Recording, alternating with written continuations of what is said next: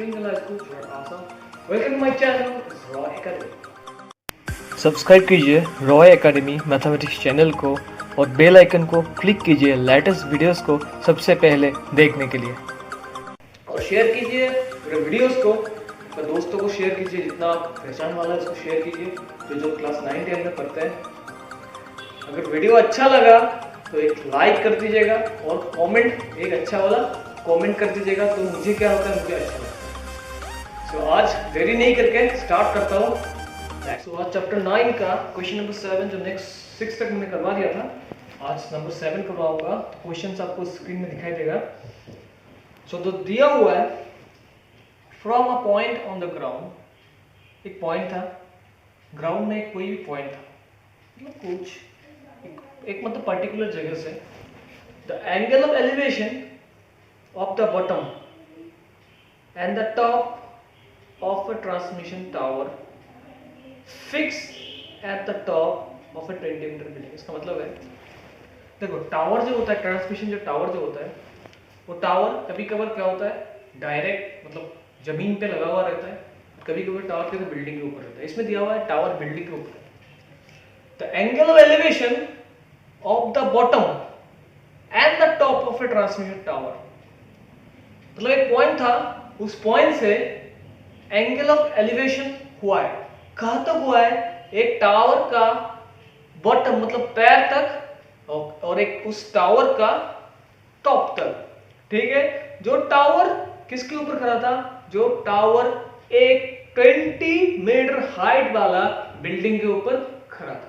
तो टावर अगर 20 metre height वाला बिल्डिंग के ऊपर खड़ा था, तो टावर का जो बेस एंगल वो भी 90 डिग्री होगा, और बिल्डिंग जो मिट्टी के ऊपर खड़ा था मतलब सरफेस के ऊपर खड़ा था, उसका भी एलिवेशन एंगल कितना होगा? वो भी 90 डिग्री। सो पहले दिया हुआ है जो बॉटम वाला पार्ट है, मतलब टावर का पैर से ग्राउंड पॉइंट तक जो बॉटम वाला पार्ट था, उसका एलिवेशन एंगल था 45 डिग्री।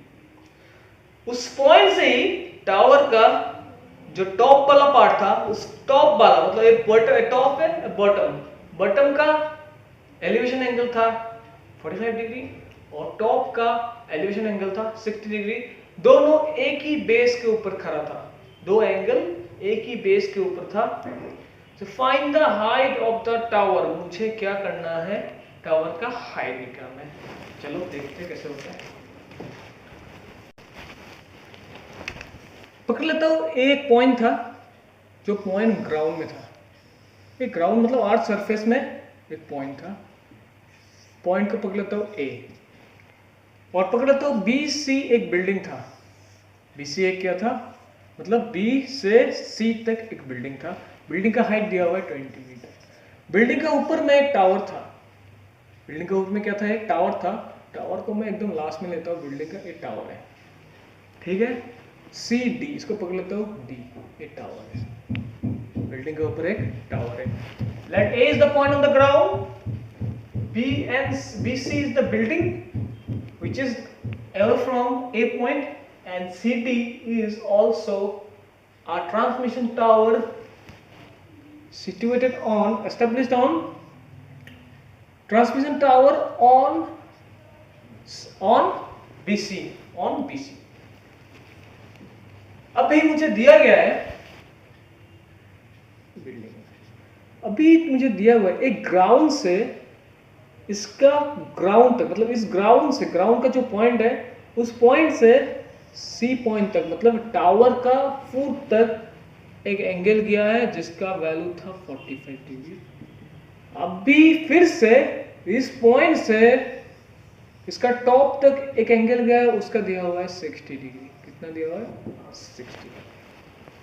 मुझे बोला गया है इसका जो हाइट है उसको मुझे निकालना है। इसका जो हाइट है CD, उसको मुझे निकालना है। इसको मैं पकड़ लेता हूँ x, CD को पकड़ लेता हूँ x। कैसे निकालना?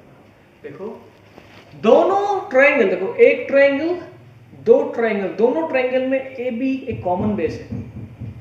AB एक कॉमन बेस है, अगर कॉमन मिलता है तब भी निकालता है।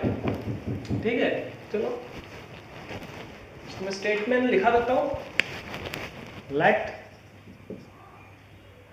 BC This is the building, and CD is the tower. CD is the tower. A is the point. A is the point on the ground.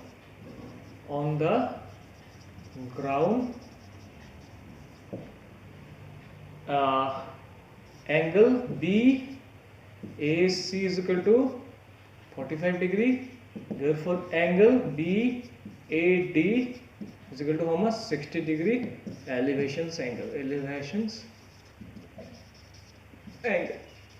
जब एलिवेशन एंगल्स में दिखा दिया उसका मतलब है इस एंगल के लिए इस ट्रायंगल को राइट ट्रायंगल होना पड़ेगा, और इस एंगल के लिए इस ट्रायंगल को भी राइट ट्रायंगल होना पड़ेगा। तो दोनों में अब इस DC को मैं CD को मैं पकड़ लेता हूँ। CD is equal to x। Now अभी देखो मेंशन करने का जरूरत नहीं है, राइट ट्रायंगल है, जरूरत नहीं है, इसलिए एलिवेशन एंगल्स मैंने दिखा दिया। अभी देखो इसमें एक 45 डिग्री है, इसका वैल्यू दिया हुआ है। अगर इसका वैल्यू है और इसका वैल्यू है तो 10 अप्लाई करके मैं इसका बेस भी निकाल सकता हूँ। अगर बेस निकल गया तो देखो यही बेस उस ट्रायंगल का बड़ा वाला ट्रायंगल का भी क्या होगा? बेस होगा। फिर से 10 अप्लाई करके मैं पूरा को निकाल सकता हूँ। तो मैं पहले निकाल लेता हूँ BC अगर 20 है, उसका एंगल अगर 45 डिग्री है, तो AB का वैल्यू कितना होगा? ओके, तो ऐसे लिख देता हूँ BC परपेंडिकुलर नहीं चाहिए, छोड़ो, मैं ऐसे मेंशन कर दूँ फिर भी BCA is a right triangle angle at P। BCA एक राइट ट्रायंगल है, BCA एक राइट ट्रायंगल है जिसका B एंगल क्या है? 90 degree. So 10 45 degree turn permanently black या ब्राउन। B और ब्लैक और ब्राउन में पहला वाला जो वेरिएबल आता है, पहला वाला जो मतलब लेटर आता है B आता है। सो 10 45 डिग्री टर्न परमानेंटली मतलब perpendicular, brown means base AB। 10 45 degree का वैल्यू है 1। BC का वैल्यू 20 दिया हुआ है और AB का वैल्यू दिया हुआ नहीं है, तो इसको इस साइड लेके जाता हूँ 1 into BC। So AB is equal to how much? 20। मुझे AB का वैल्यू मिल गया कितना? 20। AB भी 20 है, ठीक है। अभी इस ट्रायंगल में जाता हूँ। अगर इस ट्रायंगल में AB का वैल्यू 20 है और उसका एंगल भी है, फिर से tan थीटा अप्लाई करके मैं पूरा DB का वैल्यू निकाल सकता हूँ। अगर DB निकल गया तो DB से अगर BC माइनस कर दूंगा, DB से अगर BC माइनस कर दूंगा तो मुझे ये वाला पार्ट मिल जाएगा CD, ये वाला पार्ट मिल जाएगा CD। चलो फिर से लिख लेता हूँ, फिर से देखो DBA is a right triangle angle at B। AB एक राइट ट्रायंगल है, therefore tan 60 डिग्री। इस ट्रायंगल में जो एलिवेशन एंगल है वो 60 degree is equal to perpendicular by कितना? बेस। Perpendicular by base. तो परपेंडिकुलर क्या है? BD और बेस क्या है? AB। सो tan 60 डिग्री का वैल्यू कितना है? tan 60 डिग्री का वैल्यू है कितना? √3। अभी देखो BD जिसमें दो चीज है, ठीक है, BD निकाल लेता हूं। AB का वैल्यू कितना है? AB निकला था 20, इसको इस साइड लेके जाता हूं तो हो गया 20√3 BD हो गया 20√3।